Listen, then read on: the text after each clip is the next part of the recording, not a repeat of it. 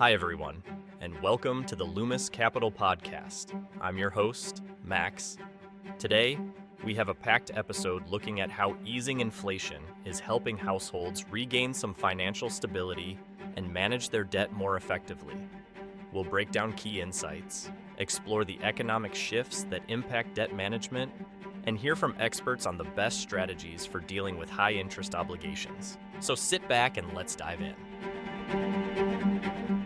In the third quarter of 2024, we've seen some notable progress in managing credit card debt. U.S. credit card balances have hit a record $1.17 trillion, which is an increase of $24 billion. Despite these high levels, there's some good news. Delinquency rates have started to ease up. As inflation slows, consumers are finding a bit more breathing room to handle their finances.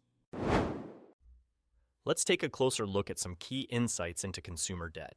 First off, total U.S. credit card debt is now at $1.17 trillion as of Q3, showing a $24 billion rise from the previous quarter. However, the share of credit card debt that's 30 days delinquent has dropped slightly to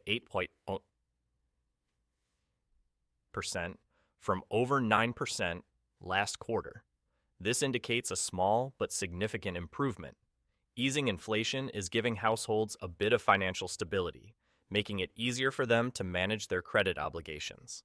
Softer inflation, along with tightened credit standards, is providing consumers with a unique window to tackle high-interest debt. So, what's driving these changes? Consumer debt patterns are closely tied to inflation and overall economic conditions. As inflation cools down, household budgets are seeing some modest improvements, allowing consumers to prioritize debt repayment better than before. For instance, credit card balances increased by 7% year over year in Q3, which is a significant slowdown compared to the 15% rise we saw in 2020. Additionally, lenders have become more stringent, tightening their criteria to reduce the pace of new debt accumulation. Lower inflation also means restored purchasing power, helping households balance their spending and debt payments. It's a good time for a proactive approach to manage credit effectively.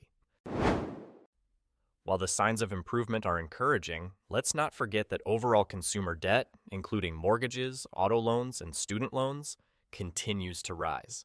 This shows that financial stress is still a significant concern for many households.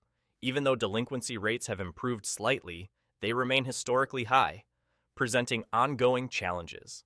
Focusing on high-interest debt like credit cards is crucial for making impactful financial progress. Managing multiple types of debt in an environment where costs are rising requires disciplined financial planning. So, if you're dealing with high-interest credit card balances, paying those down first can offer immediate financial relief and reduce long-term costs. Financial experts agree on the importance of disciplined credit management, especially during this period of easing inflation.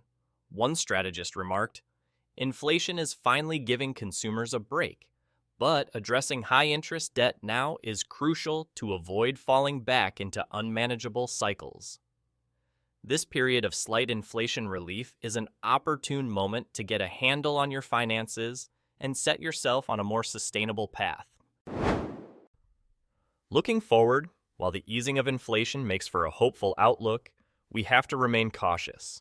Total household debt keeps climbing, and tight credit standards may further limit new borrowing. However, these standards also promote more responsible financial habits.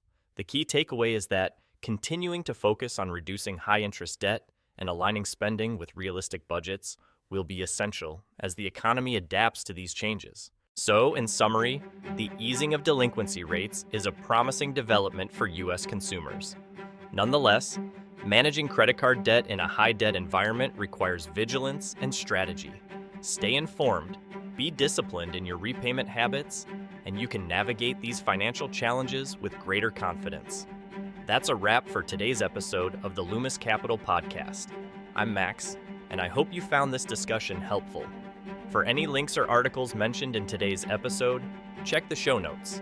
If you have any questions or feedback, feel free to send me a message. Until next time, take care and stay financially savvy.